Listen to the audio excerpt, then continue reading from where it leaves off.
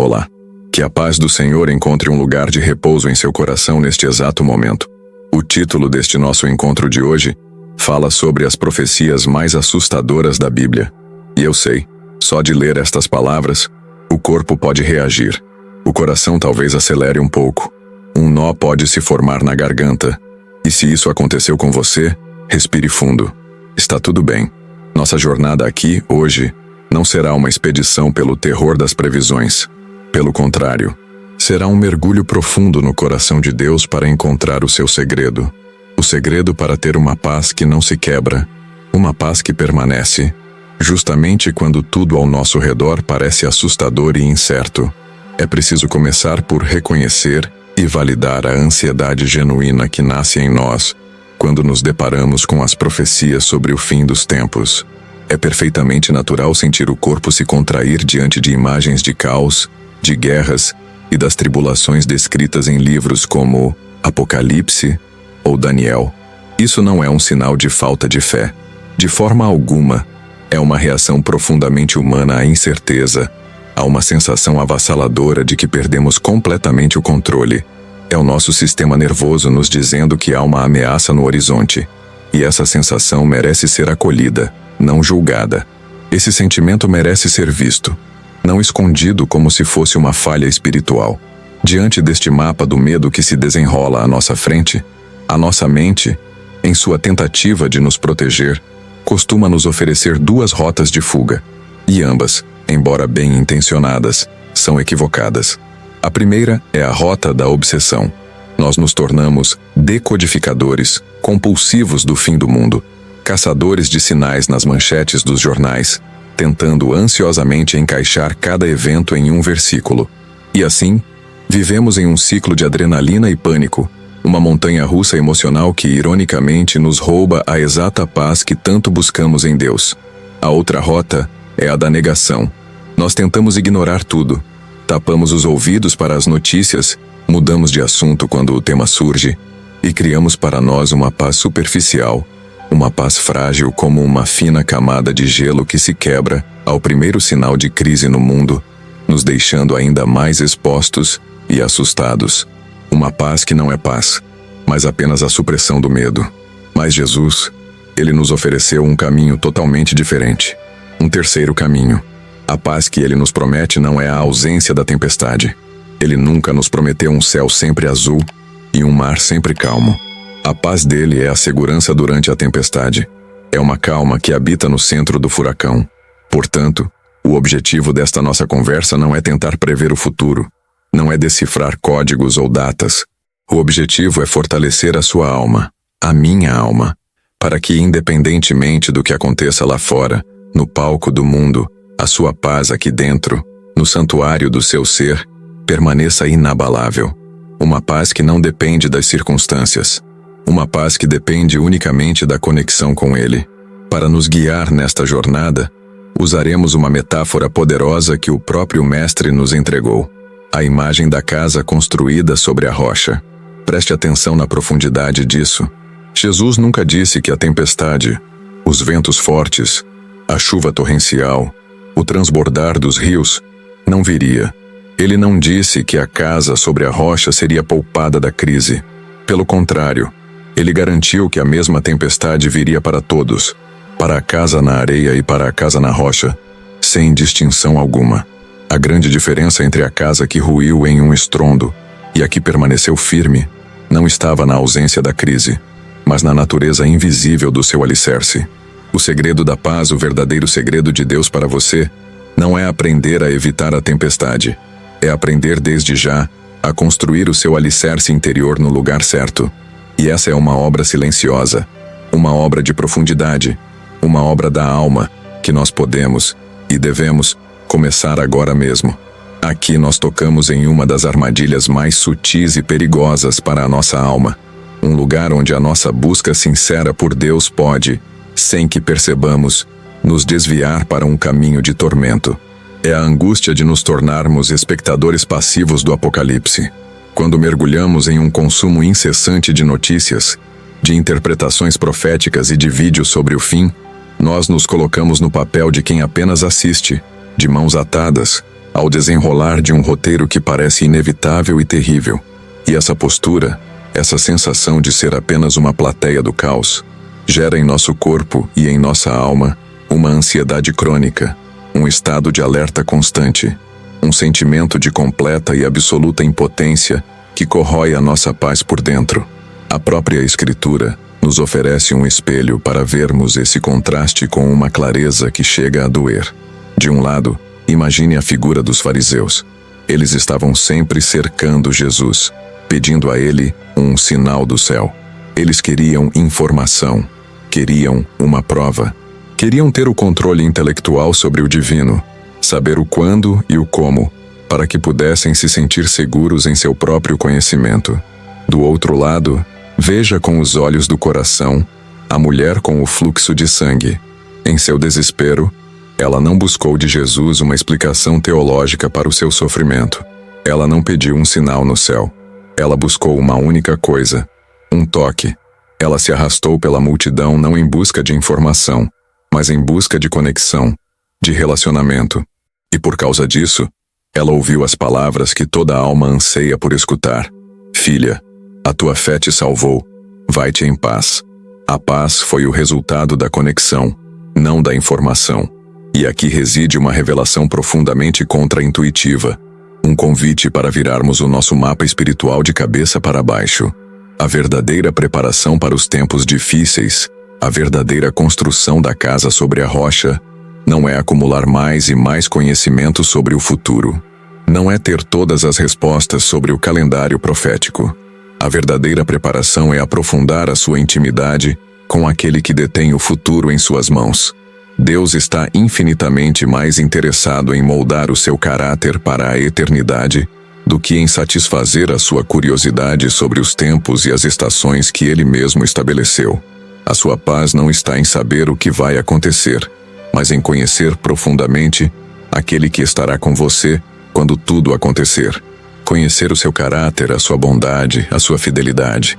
Por isso eu gostaria de lhe estender um convite gentil, uma sugestão para a sua alma, como um pequeno experimento de fé. Que tal por apenas uma semana você se permitir um jejum de informação? Apenas por uma semana se comprometa a trocar 15 minutos que seriam gastos consumindo notícias ou vídeos sobre sinais do fim por 15 minutos de oração contemplativa, em silêncio, sem pedir nada, apenas se aquietando e repetindo suavemente em seu coração esta frase: Senhor, eu não peço para entender o teu tempo, mas para descansar em teu colo. Troque 15 minutos de ansiedade informacional por 15 minutos de confiança relacional. Veja o que acontece em seu corpo, em seu espírito, em sua paz. Lembre-se sempre, e deixe que esta imagem poderosa assente em seu coração. Você foi chamado para ser a noiva de Cristo, não o analista de inteligência dele. O papel da noiva é cultivar o amor, a confiança, a entrega e a intimidade. É olhar nos olhos do noivo. O papel do analista é juntar dados, prever ameaças, viver em um estado de vigilância constante. A paz profunda, a paz que excede o entendimento, se encontra no primeiro papel. A ansiedade crônica, a que rouba o sono e a alegria, se encontra no segundo. Onde você tem escolhido habitar? Em qual desses papéis a sua alma tem investido a sua energia? Mas e quando você dá esse passo? E quando você se afasta do barulho da informação, se desliga do mundo e busca essa intimidade, mas a única coisa que você encontra do outro lado é o silêncio? Essa é talvez uma das dores mais profundas e desconcertantes da jornada cristã. A experiência de derramar o coração em oração, de clamar por paz em meio às notícias assustadoras, mas só receber de volta o que parece ser um vazio, um céu de bronze, e o questionamento inevitavelmente surge do lugar mais vulnerável da alma. Onde está Deus enquanto o mundo parece desmoronar? Por que Ele não intervém, ou ao menos, por que Ele não acalma o meu coração com a sua voz? Se você já se sentiu assim, saiba que não está sozinho. Você está em sagrada companhia. A jornada do profeta Elias, no capítulo 19 do primeiro livro de Reis, nos oferece uma luz para atravessar esse deserto. Lembre-se, Elias não estava em um momento de fracasso. Ele vinha de uma vitória espiritual espetacular. E mesmo assim, O medo o consumiu e ele fugiu para o deserto, exausto, deprimido, pedindo a morte. E ali, no monte de Deus, ele esperava por uma resposta grandiosa, uma manifestação que estivesse à altura do seu desespero. E Deus lhe deu um espetáculo. Veio um vento poderoso que quebrava as montanhas, mas a Escritura nos diz que o Senhor não estava no vento. Depois, veio um terremoto que sacudiu a terra, mas o Senhor não estava no terremoto. E em seguida, veio um fogo consumidor, mas o Senhor não estava no fogo. Deus não estava no barulho. Ele não estava na demonstração de poder. Ele estava na brisa suave e tranquila, em um sussurro quase inaudível.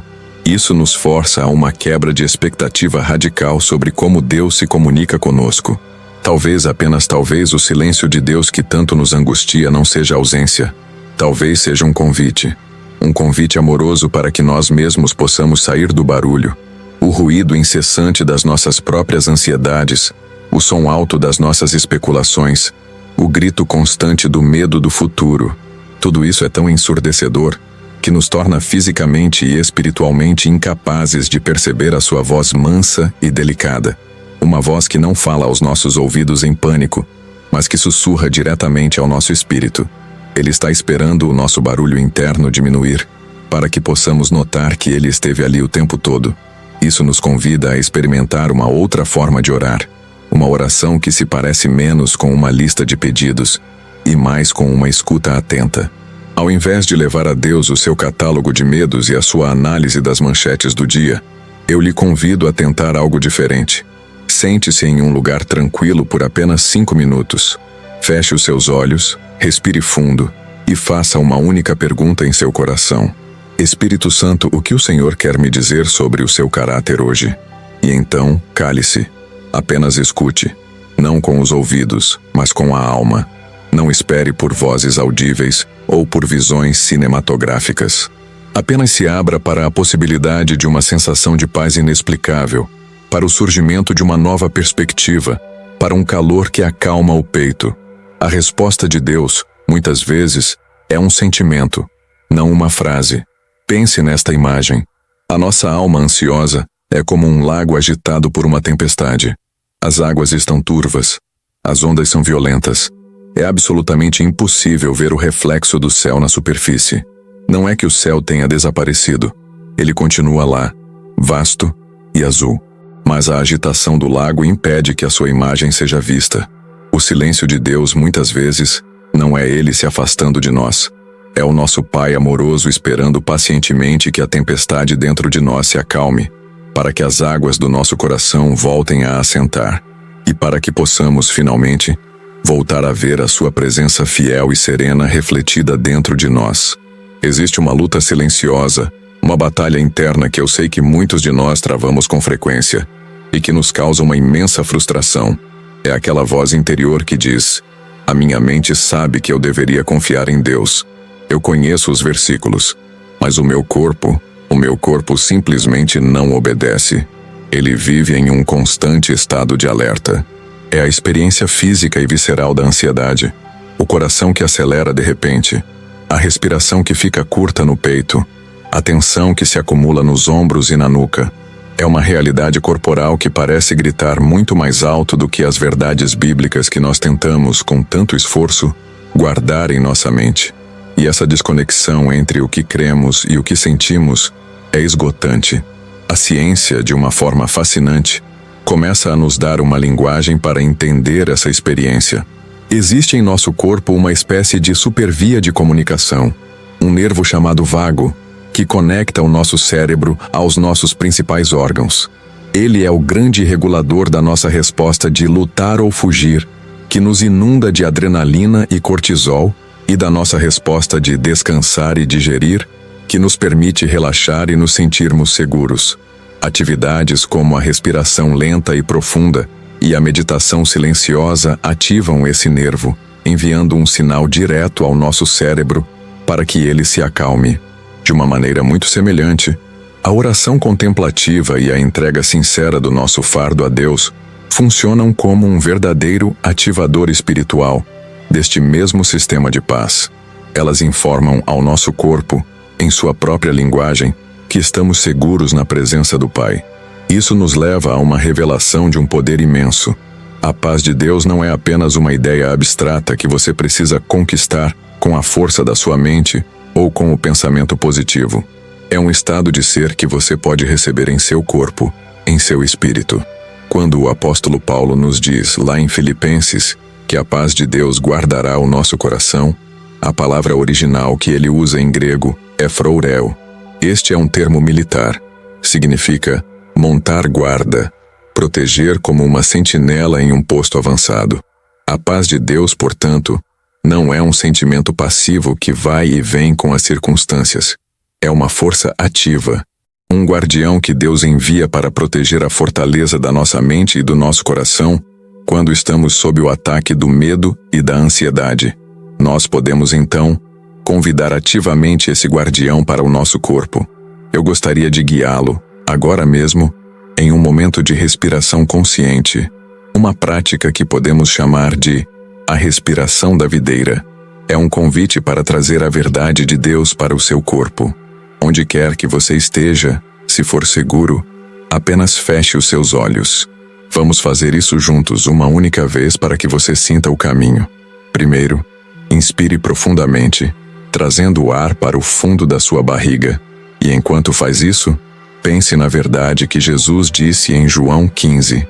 Eu sou a videira. Agora segure o ar por 3 segundos, apenas 3 segundos, meditando em sua identidade mais profunda em Cristo. Eu sou o ramo.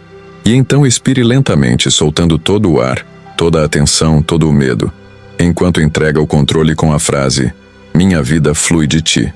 Sinta como o seu corpo responde a essa verdade. Essa é a natureza da paz de Deus. Ela não é um colete à prova de balas que impede que os problemas, as notícias e as profecias assustadoras cheguem até você. Isso seria uma ilusão. A paz de Deus é uma âncora pesada e firme, lançada nas profundezas silenciosas do oceano da sua presença. A superfície onde nós vivemos pode estar absolutamente caótica, violenta, açoitada pelos ventos da incerteza. Mas a âncora, conectada a um lugar que a tempestade não pode alcançar, mantém o navio da sua alma seguro e estável. A paz não é a ausência da tempestade, é a estabilidade da âncora. Uma parte imensa do nosso sofrimento, da ansiedade que nos aperta o peito, nasce da nossa necessidade desesperada e profundamente humana de controlar o futuro. É o desejo de construir um muro de proteção ao redor da nossa família, de garantir que o mal não vença, de ter certeza de que tudo ficará bem. E essa necessidade nos leva a uma dor muito particular, a dor de olhar para o caos do mundo, para a maldade e para a injustiça, e sentir, em um momento de fraqueza, que Deus perdeu o controle da situação. É um pensamento assustador, que nos deixa órfãos e à deriva em um oceano de medo. Se esse sentimento já visitou o seu coração, saiba que ele é um reflexo do seu amor e do seu desejo por ordem e por bem. A história de José, no livro de Gênesis, é o antídoto mais poderoso para essa angústia. Nós precisamos olhar para a sua jornada não como uma história de sucesso, mas como uma longa e dolorosa história de rendição. Ele foi traído por seus próprios irmãos, vendido como se fosse um animal, falsamente acusado de um crime que não cometeu, e depois, completamente esquecido em uma prisão por anos. Em cada vírgula da sua história, em cada capítulo da sua vida, parecia que o mal, a injustiça e o caos estavam vencendo de forma esmagadora. E ainda assim, José se manteve fiel a Deus no processo, mesmo sem ter a menor ideia do plano completo. Ele não tinha as respostas, mas ele se agarrou à presença daquele que tinha. É somente no final da história que ele nos revela a mudança de perspectiva que o sustentou por dentro durante todos aqueles anos de escuridão. Ao se reencontrar com seus irmãos, agora em uma posição de poder, ele diz a frase que resume todo o Evangelho: vós, na verdade, intentastes o mal contra mim, porém Deus o transformou em bem. Observe a profundidade disso. José não nega o mal. Ele não finge que a traição não aconteceu ou que a prisão não foi dolorosa. Ele encara o mal, ele o nomeia, mas ele o ressignifica sob a ótica inabalável da soberania de Deus. O segredo de José não era negar a existência do caos, mas confiar que a caneta que escreve o ponto final da história está, e sempre esteve, na mão de Deus. Essa perspectiva nos convida a um novo lugar em nosso coração. Ao nos depararmos com uma notícia terrível, ou com um pensamento assustador sobre o futuro, podemos permitir que duas perguntas gentis surjam em nossa mente. A primeira pergunta que pode brotar é: este fato que tanto me assusta, ele é realmente maior do que o poder de Deus de o transformar em bem para os seus filhos e para o seu propósito final? E a segunda pergunta, que examina o nosso próprio coração, é: a minha preocupação com isso está me aproximando de Deus em uma atitude de dependência, ou está me afastando dele em um mergulho no desespero? Essas não são perguntas para nos culpar, mas para nos guiar de volta para casa, de volta para o centro da sua vontade.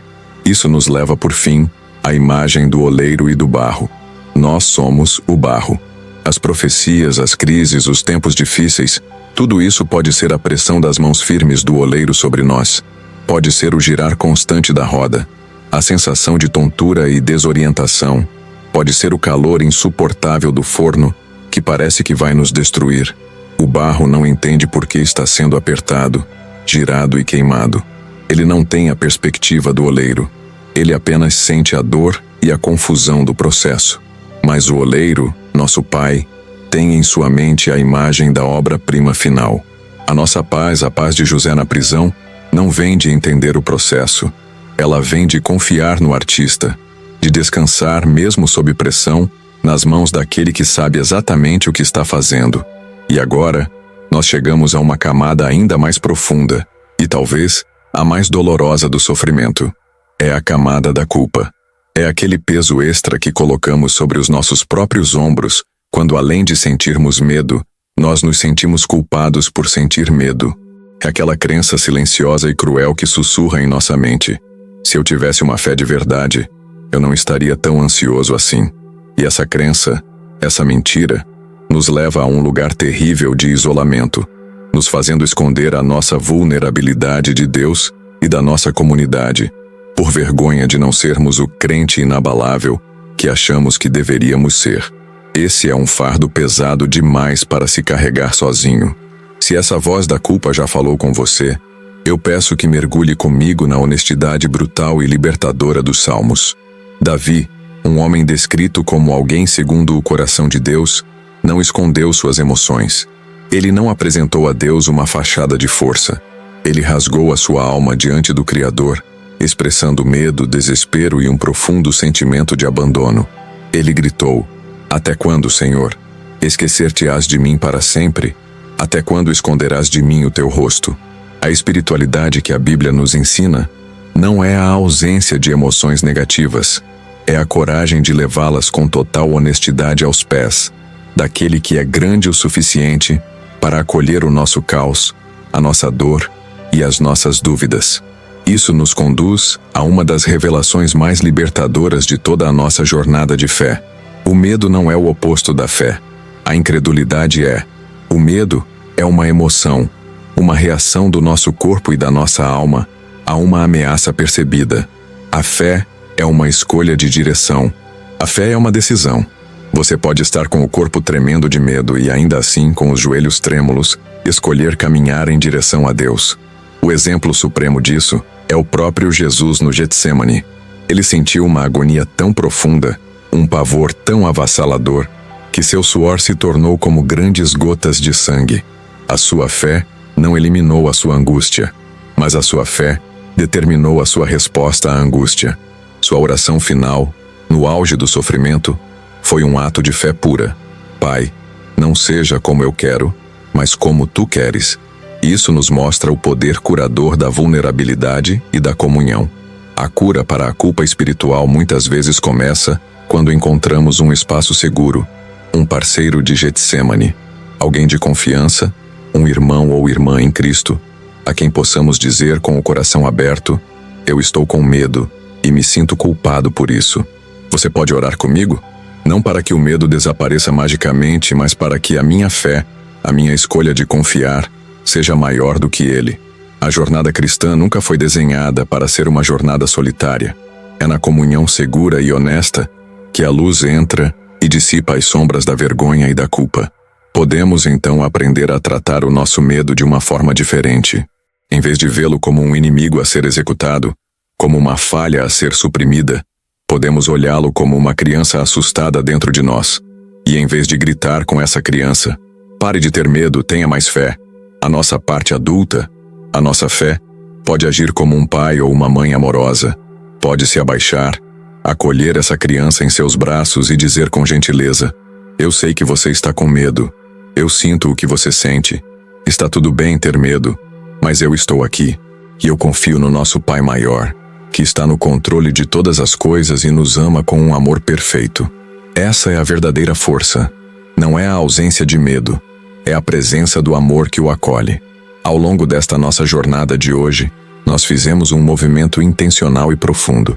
Juntos, nós saímos da tentativa frenética de decifrar o mapa caótico do futuro, uma busca que só gera ansiedade, para a prática de nos ancorarmos no Deus eterno, uma prática que gera a paz. Nós deixamos para trás a função de analistas de profecias, um cargo que nunca nos foi oferecido, para abraçar com todo o nosso ser a nossa verdadeira identidade, a de filhos e filhas amados, que podem, a qualquer momento, descansar no cuidado soberano e infalível do Pai. Nós trocamos a lente do medo, que amplia o caos, pela âncora da esperança, que nos firma no caráter imutável de Deus. E essa esperança encontra o seu clímax, a sua mais alta expressão, na promessa final de Cristo em João, capítulo 16. Ele olha para os seus discípulos e, através deles, olha para nós hoje e diz com uma honestidade absoluta: no mundo tereis aflições. Ele não nos enganou. Ele não prometeu um caminho fácil ou uma vida sem dor. Ele validou a realidade das nossas lutas, mas ele não parou aí. Ele completou a frase com a maior garantia que o universo já ouviu: mas tem de bom ânimo, eu venci o mundo. Ele não prometeu remover as aflições do nosso caminho, mas ele nos deu a certeza da sua vitória final. E essa certeza se torna a nossa força presente, o nosso bom ânimo para hoje. O verdadeiro segredo para ter paz em meio às profecias mais assustadoras não é, portanto, um conhecimento oculto ou uma fórmula mágica. É uma decisão diária. Uma decisão que às vezes precisa ser tomada a cada minuto. É a decisão consciente de entregar o controle que você, de qualquer forma, nunca teve. É a decisão de acolher a sua própria vulnerabilidade não como uma fraqueza, mas como um convite à dependência de Deus. É a decisão de praticar o silêncio para poder, enfim, ouvir o sussurro dele. E, acima de tudo, é a decisão de fixar os olhos da sua alma não no tamanho assustador das ondas da profecia, mas na grandeza infinita e na bondade daquele que caminha sobre todas as águas e nos estende a mão. E agora, para encerrar o nosso tempo juntos, eu gostaria de liberar uma oração e uma bênção sobre a sua vida. Convido você a apenas recebê-la em seu coração. Que o Senhor te abençoe e te guarde. Que Ele não te livre das tempestades da vida, mas que Ele seja a sua âncora firme e inabalável no meio de cada uma delas. Que Ele derrame sobre você, neste exato momento, a paz que excede todo e qualquer entendimento humano. Uma paz que o mundo não pode dar e não pode tirar. Uma paz que não faz sentido para a lógica do medo, mas que faz todo o sentido no reino de Deus. Que esta paz, como um guardião celestial, monte uma sentinela ao redor da sua mente e do seu coração, te protegendo da ansiedade e do desespero. Que você possa descansar hoje à noite e viver o seu dia amanhã, aconteça o que acontecer lá fora, com a certeza tranquila e profunda de que você está seguro, guardado e eternamente amado nas mãos do Pai. Em nome de Jesus Cristo, o vencedor do mundo e o príncipe da paz. Amém.